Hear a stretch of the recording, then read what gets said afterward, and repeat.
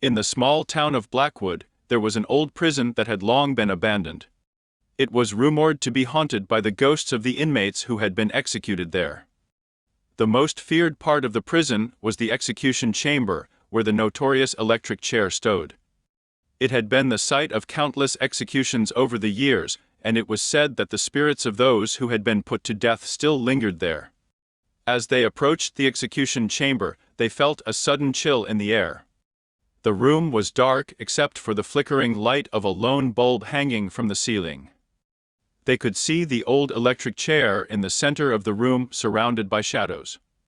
Suddenly, one of the teenagers heard a strange noise coming from the chair. It sounded like the crackle of electricity.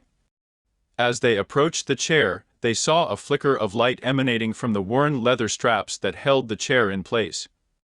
It was as if the chair was alive, and the electricity was coursing through it. One of the teenagers bravely reached out to touch the chair, and as soon as their fingers made contact, a bolt of electricity shot through their body. The other teens screamed in terror as their friend was electrocuted before their eyes. They tried to flee the room, but the door was locked from the outside. As they huddled together, trapped in the chamber, they saw the shadowy figure of a man in the corner of the room.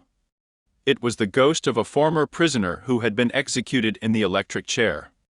He was angry and vengeful, and he wanted revenge on those who had disturbed his eternal slumber.